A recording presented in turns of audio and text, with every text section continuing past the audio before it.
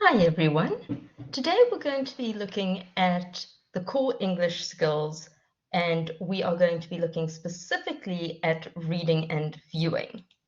So in our last video we discussed listening and speaking, and now we're going to move on to the second pair, reading and viewing. Now, if you remember, we discussed that everything we are teaching in English ultimately comes down to these core language skills. So we're not teaching them how to answer a comprehension.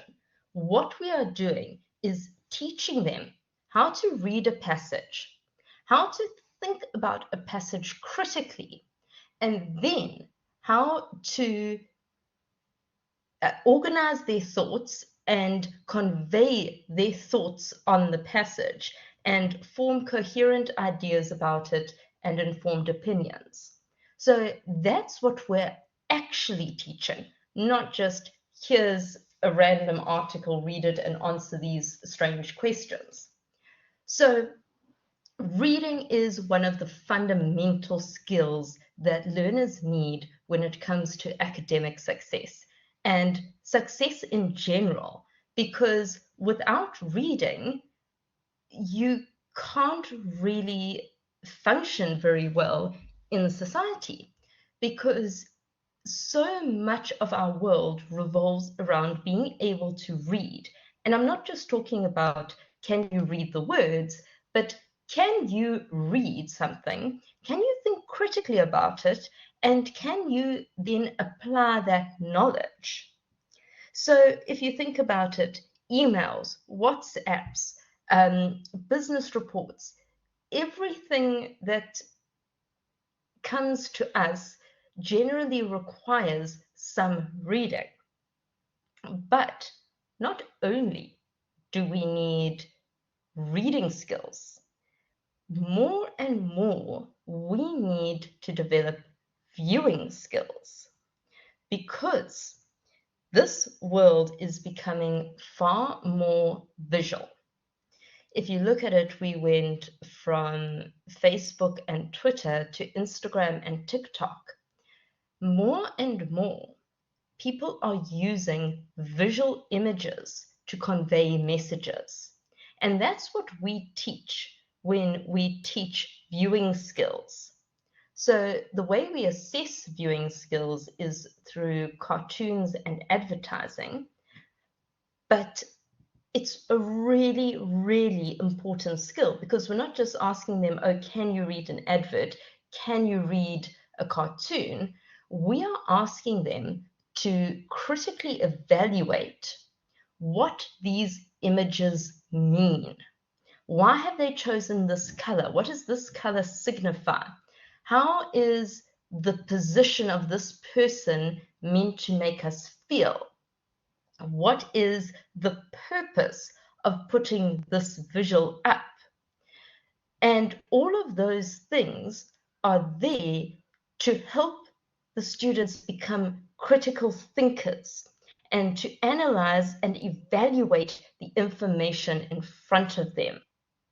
So when you are teaching reading and viewing skills, you need to really focus on a large range of texts, because learners aren't just going to have one text that they read. They are going to have to be able to read emails. They're going to have to read WhatsApps. They're going to have to read newspapers. They're going to have to read news reports. They're going to have to read business reports. They're going to have to read so many different types of things. And they need to develop those reading skills. And the best way to develop reading skills is to engage with a wide variety. So you're not trying to teach just to the test, where our primary source of reading is comprehension. And then we also teach Shakespeare and a novel, or a drama and a novel. And we go, okay, that's the literature, that's the comprehension, I've taught you reading. The reason why we teach those different types of texts is those require different skill sets in order to understand them and in order to interpret them and analyze them. Now, we really need the learners to practice that skill. So we're giving them Shakespeare on one hand and a news article on the use of technology in the classroom on the other hand. But although they are sort of opposite ends of the spectrum, they are still there to really teach the same thing. And we as educators in our classroom, as we're doing reading lessons, we really want to start bringing in different types of texts.